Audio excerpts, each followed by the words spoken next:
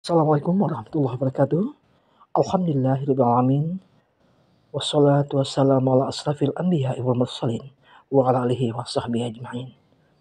Para pendengar, bacaan terbaik dan instrumen terbaik adalah Al-Quran. Itu sebabnya Allah memerintahkan kita membaca Al-Quran dengan tartil perlahan-lahan. Allah berfirman dalam surah Al-Maidah ayat 83. A'udzu billahi minasyaitonir rajim. Bismillahirrahmanirrahim. Idza sami'u ma unzila ila rasul tara a'yunahum tafidu minad dam'i mimma 'arafu minal haqq yaquluna rabbana amanna faktubna 'alal syahidin. Aku berlindung kepada Allah dari godaan syaitan yang terkutuk. Dengan nama Allah yang Maha Pengasih, Maha Penyayang. Dan apabila mereka mendengarkan Al-Quran yang diturunkan kepada Rasul Muhammad, kamu lihat mata mereka mencucurkan air mata disebabkan kebenaran yang telah mereka ketahui dari kitab-kitab mereka sendiri. Seraya berkata, "Ya Tuhan kami, telah beriman, maka catatlah kami bersama orang-orang yang menjadi saksi atas kebenaran Al-Quran dan kenabian Muhammad."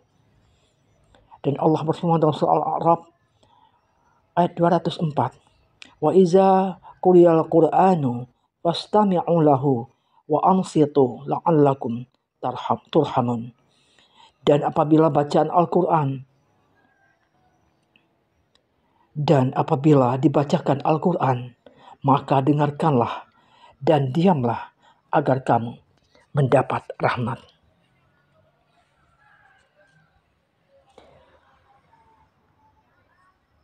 Dan di dalam surat Al-Muzammil ayat 4 Allah berfirman, "Ratilil Qur'ana tartila." Dan bacalah Al-Quran itu dengan perlahan-lahan. Para pendengar, ternyata membaca Al-Quran dengan tartil memberi pengaruh kepada organ tubuh manusia. Vibrasi yang kita dapatkan melalui bacaan tajwidnya juga ternyata memberikan efek yang luar biasa pada organ. Organ seperti paru-paru, otak, dan jantung. Dan Dr. Al-Qadi, seorang ilmuwan di Florida, Amerika Serikat, melakukan penelitian yang hasilnya mencengangkan.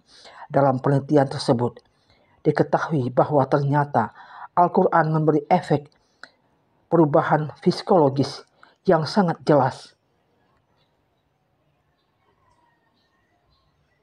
ketika diperdengarkan kepada Muslim. Dengan demikian, jelas bahwa Al-Quran merupakan mukjizat yang diturunkan kepada Rasulullah Muhammad SAW yang kekal hingga akhir zaman. Karena Allah sendirilah yang menjaganya. Allah berfirman dalam surah Al-Isra ayat 82.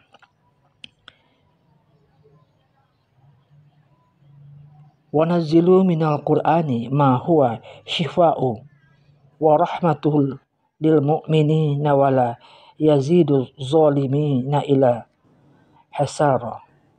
Dan kami turunkan dari Al-Quran sesuatu yang menjadi penawar dan rahmat bagi orang yang beriman. Sedangkan bagi orang yang zalim, Al-Quran hanya akan menambah kerugian. Para pendengar, dalam penelitian yang lain yang dilakukan seorang ahli di Boston, Muhammad Salim, terlihat respon yang lebih baik pada seorang yang mendengarkan bacaan Al-Quran dengan tartil dibandingkan bacaan Arab yang bukan Al-Quran. Bagaimana dengan menghafal Al-Quran? Tentu efeknya lebih bagus. Kemudian, para penghafal Al-Quran sangatlah mulia di sisi Allah. Jadi bacaan Al-Quran, pelajarilah Al-Quran, jangan biarkan sehari pun dalam kehidupan kita dilalui tanpa membaca Al-Quran. Jadikanlah Al-Quran sebagai kewajiban sehingga kita tiap hari membacanya. Jadikanlah Al-Quran bacaan pertama kita sebelum bacaan lainnya. Saat terbaik membaca Al-Quran adalah di tengah malam, apalagi setelah kita sholat tahajud. Saat itu hati kita sedang tenang, damai, dan bersesuaian dengan irama kehidupan yang sedang sejuk. Sungguh, Al-Quran adalah penawar bagi segala macam kegalauan. Allah telah menyediakan Al-Quran sebagai teman kita kala sedih dan kala duka. Semoga kita menjadikan Al-Quran sebagai pedoman hidup yang selalu kita baca, yang selalu kita ingin tahu apa artinya dan kita telah isinya. Demikianlah, semoga bermanfaat bagi kita semua, terutama bagi diri saya sendiri. Semoga kita jadikan Al-Quran sebagai pedoman hidup kita, way of life. Billahi taufiq wal hidayah. Assalamualaikum warahmatullahi wabarakatuh.